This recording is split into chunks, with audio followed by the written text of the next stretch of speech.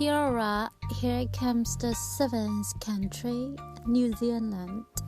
After working in Western Australia for about 3 months as contract, I just decided to travel around the Oceania. The first stop will be Auckland. So there is no direct flight from Perth to Auckland, so I flew from Perth to Sydney first and then transit to Auckland. Still remember during the transit in Sydney, I was being told I have to have a departure ticket from New Zealand, because initially I was thinking, okay, after New Zealand I will go to Vanuatu, but I haven't booked my ongoing flight from New Zealand to Vanuatu yet. But I was being told I have to prove my departure ticket. So just in the airport I went to flight center to book a flight 2 weeks later to Vanuatu. And then I was doing couch surfing in Auckland. I was there for about 2 weeks, so on total I've got 4 different hosts. The first one is a Malaysian Chinese who works there as a professor, and I bought him a box of chocolate, and he was a really adore about chocolate, so that was the right person. And then we went to a couch surfing meeting in Auckland.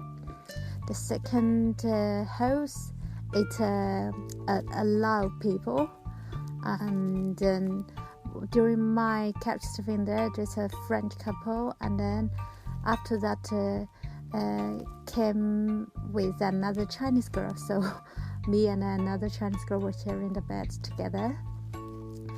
And the third host is from US, and he lives in a service department. I still remember, one night they were having a birthday party for his roommate. So usually I'm not a big fan about drinking and parties. So after all the celebration of our birthday, I just directly went to bed. So I was sleeping on the couch, and there were some people who were partying and they didn't notice and just sat on me. I just heard someone was saying, "Whoa, look, watch out, there's a person here."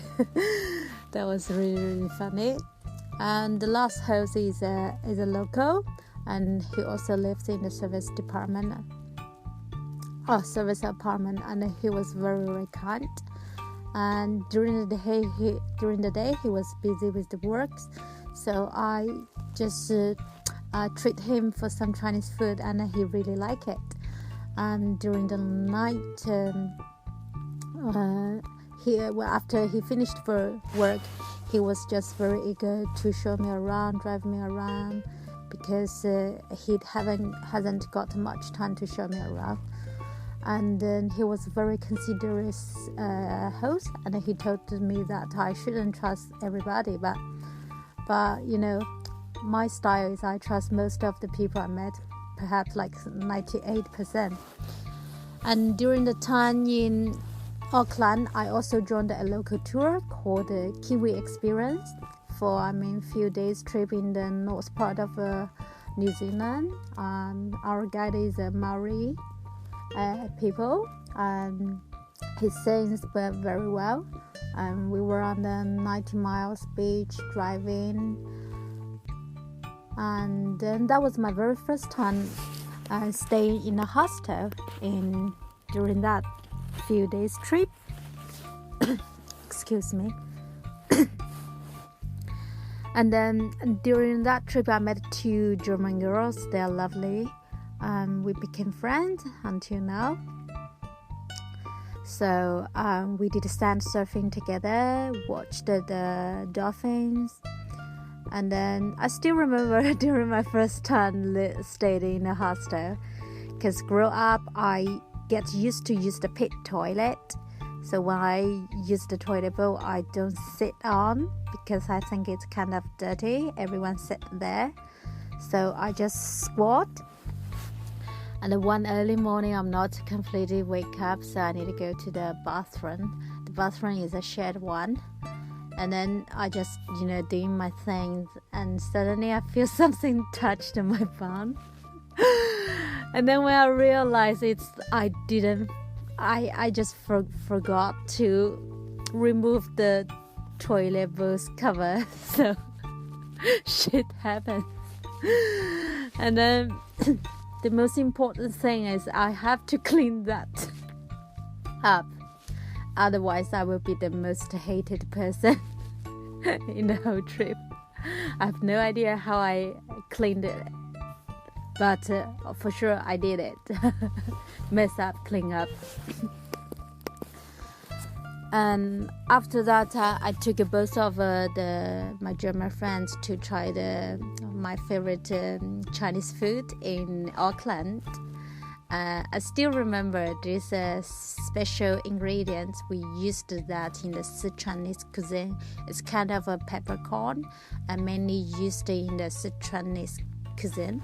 And I invited both of them. They tried, and then one of them told me, "Oh, it tastes like drugs."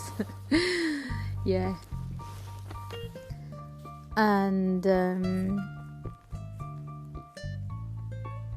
so I found out there's something in common between the Kiwi and the Aussie, and also there's something different between these two countries, because it's quite close. I mean, they are like neighbor countries.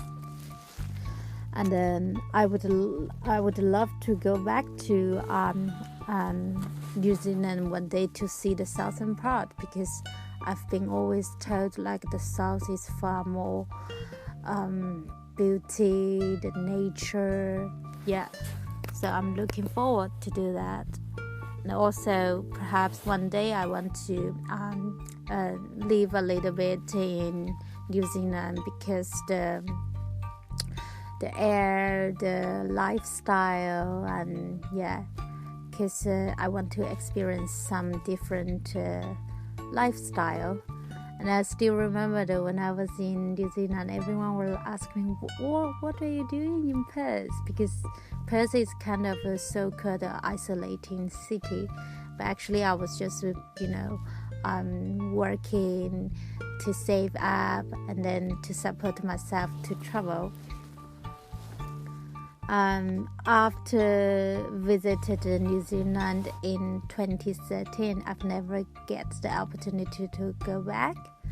So I'm really looking to go back one day, perhaps work a little bit there, because like the two German girls I met, one of them were doing woofing in New Zealand, and another one was doing au pair in Sydney. That will be interesting if you just doing woofing in the farm, all the surrounding is nature, and then you just get away from the big city, and then it's just so much different than the normal city life.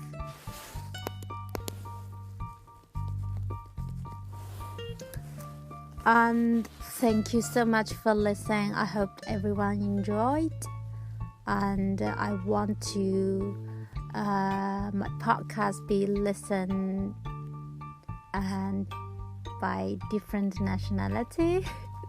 At least maybe 146 by now. So there's always room for improve.